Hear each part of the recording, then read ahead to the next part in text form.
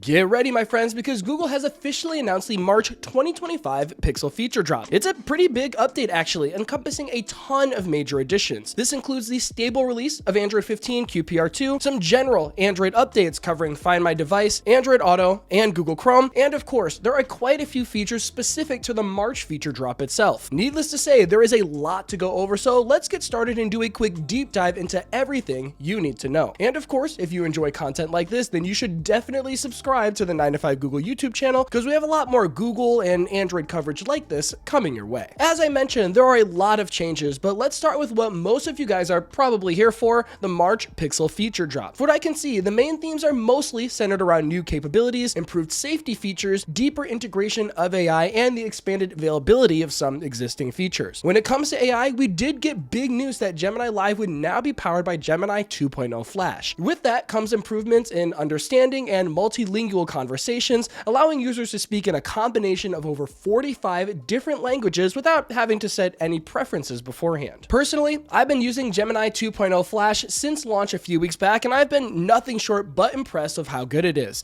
You should really try it for yourself if you haven't already, but I find it super fast and can handle complex prompts in a very nuanced manner, so I'm curious to see how that capability transfers over to Gemini Live. Alongside that, the Talk Live feature, which originally debuted in late January only for the Pixel 9, has been expanded to the Pixel 6 series and newer. This is a huge win if you're using a last-gen Pixel device. For those who don't know, the Talk Live feature will allow Gemini Live to discuss images, files, and YouTube videos in that conversational format we know so well. If you're using Pixel screenshots, then you should be happy here, as there are a few new additions as well. For one, Pixel screenshots will now automatically suggest screenshots to add to your collection, where you can approve or delete them as needed. And the Pixel Screenshots app is now available in your work profile, which seems like a great way to organize your information on a professional level. And if you use the Pixel Studio app on the Pixel 9 series, there's a new update that will allow users to generate images of people, finally. Lastly, there is a cool new AI feature that a lot of people should find helpful, even if they don't like AI in particular, as the Phone by Google app is getting real-time scam detection. This feature is designed to identify suspicious patterns commonly used by scammers during a phone call, and when detected, the phone will vibrate and make other sounds to get your attention, alerting you that you may be interacting with a scammer. It's worth mentioning that this feature also extends to the Google Messages app as well when interacting over text. Personally, while I love these AI chatbots and organization tools and image generation features, stuff like this is where I think AI really shines in the tech world, and I hope we see a lot more features like this as time goes on. Stepping outside the world of AI for a bit, the Pixel 9 is getting a new connected camera capability that allows users to connect a GoPro Hero 10 Black camera and newer, or a Pixel 10 and up, to live stream from different camera angles. This should be primarily useful for content creators and those who want to share live experiences from multiple perspectives. When using the connected camera feature, a floating vertical pill will appear on screen, allowing you to easily select between the paired cameras and add new devices as needed. Support for this feature will be available to a ton of big social media apps as well, like YouTube, Facebook, Instagram, Snapchat, and TikTok. For users of the Pixel Fold series, you will now be able to use dual screen mode when capturing video, so the person being recorded can see a preview of the video feed on the external display. And on top of that, the Pixel 9 Pro Fold now supports Add Me with dual screen mode as well, so you'll be able to see yourself when aligning the shot. We also received a few new additions to Satellite SOS and satellite messaging. The March feature drop expanded Satellite SOS availability to several new regions on the Pixel 9 series, including users in Hawaii,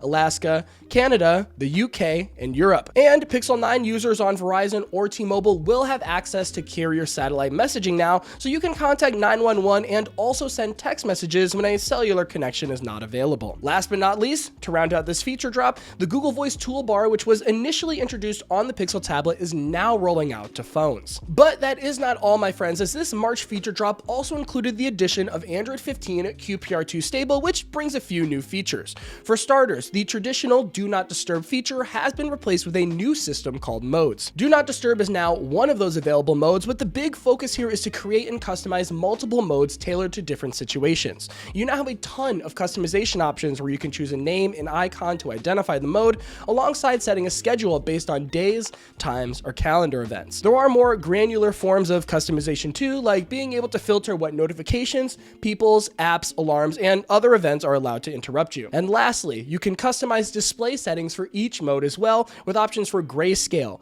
keeping the display dark, dimming the wallpaper, or enabling dark mode. Notification cooldown is another new feature introduced in this drop. We talked about it quite a bit in past videos, but it seems like it's now finally ready for the general public. This feature is pretty straightforward, but when you receive many notifications within a short time frame, notification cooldown will automatically lower the volume of each consecutive notification for up to 2 minutes. This is probably useful, particularly when group chats start to pop off, as it can hopefully give you a little bit of breathing room. And that's pretty much it for features included in QPR2, but there are still a few cosmetic changes I wanted to note, like themed icons being out of beta, a Material U themed QR code for Wi-Fi sharing, plus a few more. They're pretty minor, and because of that, I'll direct you to our article on the 9to5 Google website in the description, as we still have a lot more features to talk about with the general Android updates announced today as well. We'll chew through these pretty quickly here, but one new feature is with Find My Device, as we're getting a new people location sharing feature. To be clear, it's currently in beta right now, but there is a new People tab that displays a map view showing the location of your friends and their proximity to you. A fun new addition that I'm excited to test out, and I'm glad that we have something comparable to iOS. Android Auto has some changes too, as they will be expanding gaming capabilities beyond the existing Game Snacks collection to include full gaming apps.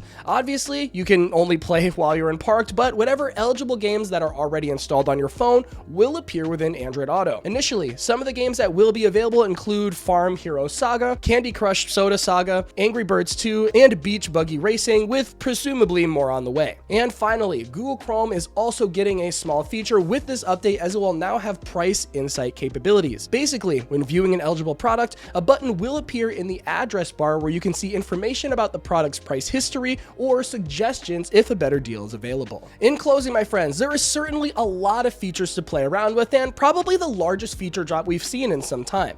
I'll put links for all of this information in the description in case you want to take another look, but this is everything new in the March 2025 feature drop. With that said, leave a comment and let me know what you think of it so far. Are there any additions that you would have liked to see that didn't make the cut? And even better, which one of these are you most excited to get your hands on? Let us know, as myself and the Android community would love to hear your thoughts. In the meantime, I'm getting out of here, but before I do, huge shout out to our channel members on screen right now. Simply put, your support helps Damien and I continue to make the best Android content on the platform, and we appreciate every one of you for joining us on this journey. Until next time, this has been Jordan Floyd with 9to5 Google. Thank you so much for watching, and I'll see you in the next one.